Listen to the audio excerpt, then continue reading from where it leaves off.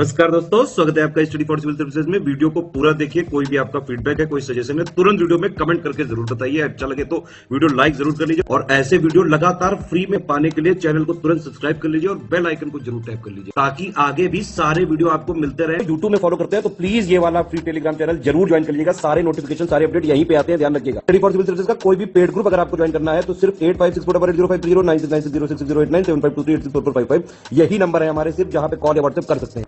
Instagram पे हमारा page जरूर फॉलो कर लीजिएगा, study for civil dot services है। ट्विटर पे हमको जरूर फॉलो कर लीजिएगा, @स्टडी फॉर सिविल्स है। सारे क्वेश्चन अटेम्प्ट करिए और स्कोर अपना तुरंत कमेंट करके बताइए। नमस्कार दोस्तों, स्वागत है आपका स्टडी फॉर सिविल सर्विसेज में। यूकेपीएससी प्रीलिम्स एग्जामिनेशन 2021 के लिए एमसीक्यू सीरीज हमारी लगातार वीडियो फॉर्मेट में चल रही है, तो उसी क्रम में अगला वीडियो आज लेके आ गए हैं। सो फर्स्ट क्वेश्चन से हम स्टार्ट करेंगे। देखिए, मेमोरी से प्रोग्राम इंस्ट्रक्शन या डेटा आइटम चयन करने की प्रक्रिया क्या कहलाती है। ठीक है, तो बेसिकली जो किसी भी प्रोग्राम को या डेटा को आप सेलेक्ट करके उसको कह लीजिए, यहाँ पे जैसे लिखा है ना, डेटा चयन करने की प्रक्रिया है ना, तो उसको बोलते हैं हम फेचिंग। ठीक है, तो फेच का मतलब बेसिकली एक इंग्लिश वर्ड है, कंप्यूटर टर्म्स में यूज़ करते हैं, जिसका मतलब होता है कोई डेटा प्राप्त करना, ले आना। ठीक है, तो यहाँ पे हमारा सी ऑप्शन जो है ये करेक्ट हो जाएगा। अगला है कि प्रोग्रामों के समूह को क्या कहते हैं। ठीक है, what is a group of programs called. ठीक है, तो प्रोग्रामिंग लैंग्वेजेस का यूज़ करके हम जैसे छोटे छोटे मॉड्यूल्स में प्रोग्राम बनाते हैं कोई, और उसके एक कह लीजिए ग्रुप ऑफ प्रोग्राम्स या फिर collection of programs is known as proper software. ठीक है, तो जैसे कोई एक पर्टिकुलर आप सॉफ्टवेयर यूज़ करते हैं तो उसमें तरह तरह के प्रोग्राम जो हैं वो इनकोड किए जाते हैं। ठीक है, तो सी ऑप्शन जो है ये करेक्ट कर लेंगे हम। इनमें से इनपुट डिवाइस कौन सा है। ठीक है, तो देखिए, मॉनिटर में आप आउटपुट पाते हैं, प्रिंटर से भी आउटपुट मिलता है, फ्लॉपी डिस्क जो है आपका स्टोरेज डिवाइस है, काइंड ऑफ एक आउटपुट डिवाइस ही हो गया या स्टोरेज डिवाइस है, बट यहाँ पे इनपुट डिवाइस हमारा है जॉयस्टिक। ठीक है, एक जैसे ये नेविगेशन के लिए काम करता है, दाएं बाएं ऊपर नीचे चारों तरफ, गेम वेम खेलने में पहले यूज़ होता था बहुत, तो डी ऑप्शन जो है this is a kind of input device. अगला देखें, कैप्चा एक कंप्यूटर प्रोग्राम है किस तरीके का। ठीक है, तो कैप्चा का बेसिकली यूज़ है कि मानव इनपुट को मशीनी इनपुट से अलग करने के लिए, है ना। जैसे कि मान लीजिए इसका कैप्चा कोड जैसे आप देखते होंगे कि ऐसे कभी कभी आप कुछ वेबसाइट विजिट करते हैं तो उसमें टेढ़े मेढ़े अक्षर लिखे होते हैं, आपको उसको देख के भरना होता है। ठीक है, अलग से बॉक्स में। तो ये यही है कि कहीं वो मशीन जो कंप्यूटर यूज़ हो रहा है उस डेटा पे, वो डेटा थोड़ा सेंसिटिव हो और उसको मशीन ना यूज़ करे, कोई एक सेंसिबल पर्सन उसको यूज़ कर रहा हो ताकि उस डेटा का वो सही यूज़ कर सके। तो इसलिए इस सिक्योरिटी पर्पज़ से कैप्चा कोड डेवलप किया गया था। तो यहाँ पे ए ऑप्शन जो है ये करेक्ट करेंगे हम। कंफ्यूज मत होइएगा कि to verify the identity of user, है ना, this is not a usage of captcha code. अगला देखें, माउस, ट्रैक बॉल और जॉयस्टिक निम्न में से किसके उदाहरण हैं। ठीक है, तो जॉयस्टिक तो अभी ऊपर ही बताया आपको, माउस भी आप जानते हैं, ट्रैक बॉल भी जानते हैं, तो these are the examples of pointing devices. ठीक है, as well as input devices. ठीक, कि किसी चीज़ का पॉइंट जो है वो दर्शाते हैं ये और उसको इनपुट देते हैं कंप्यूटर को, तो ए ऑप्शन करेक्ट हो जाएगा। किसी कंप्यूटर कीबोर्ड में आमतौर पर कितनी फंक्शन कुंजियाँ होती हैं। ठीक है, तो जैसे आपका जो कीबोर्ड अगर आपने देखा है ऐसे, तो यहाँ ऊपर में एक रो होती है ना, जिसमें कि F1 F2 ऐसे करके कीज़ होती हैं, जिस पे एक पर्टिकुलर फंक्शन जो है असाइन होता है। तो ऐसी टोटल हमारी जो है 12 कीज़ होती हैं F12 तक, तो सी ऑप्शन जो है करेक्ट हो जाएगा। कंट्रोल, शिफ्ट और ऑल्ट कीज़ जो होती हैं कंप्यूटर के कीबोर्ड के अंदर, वो क्या कहलाती हैं। ठीक है, तो these are known as modifier keys. ठीक है, जैसे कि मान लीजिए कंट्रोल ए दबाया आपने, तो एक पर्टिकुलर जो एक्शन किसी, मान लीजिए नोटपैड में कुछ खुला है तो वो सेलेक्ट हो गया, है ना। तो बेसिकली ये कीज़ क्या करती हैं कि कोई भी फंक्शन को मॉडिफाई करती हैं, है ना। तो सी ऑप्शन जो होगा हमारा करेक्ट हो जाएगा। किसी प्रिंटर का रिजोल्यूशन जो है किस में मापा जाता है। ठीक है, तो ये हमारा जो इसका मापने का यूनिट है, कह लीजिए, ये है डॉट्स पर इंच। ठीक है, तो जैसे कि प्रिंटर में कोई पेज प्रिंट होके आता है तो हमारा जो डॉट्स पर इंच है, इसका मतलब ऐसे समझिए कि ये DPI क्या होता है कि इट इज़ या फिर number of dots of ink, है ना। और ऐसे समझिए कि number of dots of ink per inch that a printer deposits on a piece of paper. ठीक है, तो यहाँ पे सी ऑप्शन जो हमारा है ये करेक्ट हो जाएगा। पहला कंप्यूटर माउस किसने बनाया था, ठीक है। तो आज जो आप माउस यूज़ करते हैं तो सबसे फर्स्ट टाइम ये एज ए एक्सपेरिमेंट बनाया गया था कि एक बेटर पॉइंट आउट या फिर जो किसी चीज़ को क्लिक किया जा सके डिस्प्ले की जो स्क्रीन है उसके ऊपर, है ना, without the users of keyboard. तो ये माउस बनाया था अराउंड 1963 से 64 के टाइम पीरियड में डगलस एंगलबर्ट ने, ठीक। तो इनका नाम ध्यान दीजिएगा, ए ऑप्शन करेक्ट हो जाएगा। अगला देखिए कि शेर शाह के बचपन का नाम क्या था, ठीक है। तो जो शेर शाह सूरी था इसको यहाँ पे जो चाइल्डहुड नेम कह लीजिए, ये फरीद खां के नाम से जानते थे इसको। बी ऑप्शन हमारा करेक्ट होगा। शेर शाह सूरी ने शिक्षा जो है वो कहाँ से प्राप्त की, ठीक है। तो यहाँ पे इन स्थलों में अगर हम देखें तो जौनपुर से इसकी शिक्षा मिली इसको। सी ऑप्शन हमारा करेक्ट हो जाएगा। अगला देखिए, शेर शाह के पिता जिनका नाम हसन खान था, जौनपुर राज्य के अंतर्गत जो सासाराम आज की डेट में आप बिहार में देखते हैं, तो यहाँ के वो क्या थे, ठीक है। तो ये बेसिकली वहाँ पे जागीरदार या फिर ज़मींदार कह लीजिए। तो सी ऑप्शन करेक्ट हो जाएगा हमारा। अगला देखिए, शेर खां की उपाधि फरीद खां को किसने प्रदान की। तो शेर शाह सूरी की ही बात हो रही है, इसको शेर खां की उपाधि भी दी गई थी, जो कि इसका जो बिहार का अफगान रूल था उसके अंडर में इसकी ब्रेवरी के लिए इसको शेर खान की भी उपाधि दी गई बहार खां के द्वारा, ठीक। डी ऑप्शन हमारा करेक्ट हो जाएगा। अगला देखें, सूर साम्राज्य का संस्थापक निम्न में से कौन था, ठीक है। तो शेर शाह सूरी जो था इसको फाउंडर मानते हैं सूर एम्पायर का, ठीक। डी ऑप्शन करेक्ट हो जाएगा। अगला देखें, 1540 ईस्वी में शेर शाह ने किस मुगल सम्राट को हराया था, ठीक है। तो यहाँ पे हुमायूं को इसने 1540 में जो है हरा के और बाद में शेर खान की उपाधि लेके जो हमारा नॉर्दर्न एरिया का पार्ट था, नॉर्दर्न भारत का पार्ट, इस पे अपना साम्राज्य जो है स्थापित किया। शेर खां एवं हुमायूं के बीच बिलग्राम या कन्नौज का युद्ध जो है कब हुआ, तो अभी ऊपर ही देख लिया हमने, ये 1540 ईस्वी में। ऑप्शन ए जो है करेक्ट हो जाएगा।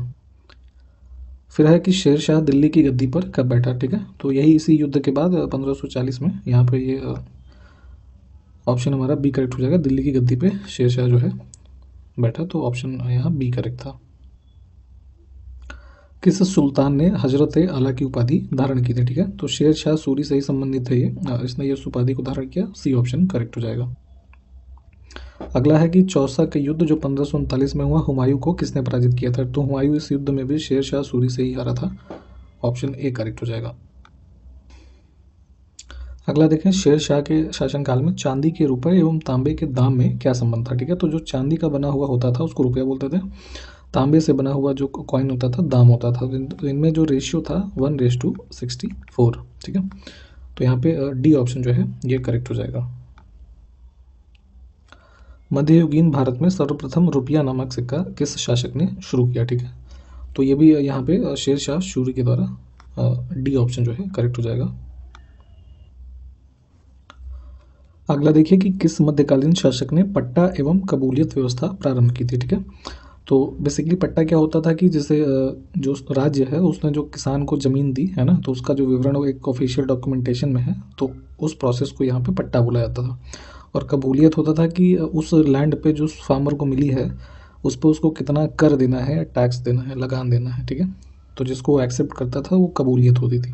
तो ये सब व्यवस्थाएं जो थी शेर शाह सूरी ने यहाँ पे प्रारंभ की। सी ऑप्शन करेक्ट हो जाएगा। अगला देखें कि जरीबाना नामक कर किसने लगाया, ठीक है।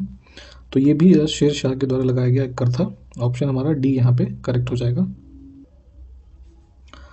अगला देखिए कि शेर शाह के शासनकाल में कितनी टकसालें थी, ठीक है। मिंट्स जो होती हैं बेसिकली टकसाल में सिक्के डाले जाते हैं, तो उस टाइम पे जो शुद्ध चांदी का रुपया और ये तांबे का दाम चलाया था इसने, तो इन सब पर्पजेज़ के लिए यहाँ पे 23 टकसालें थी ऑलमोस्ट, ठीक है।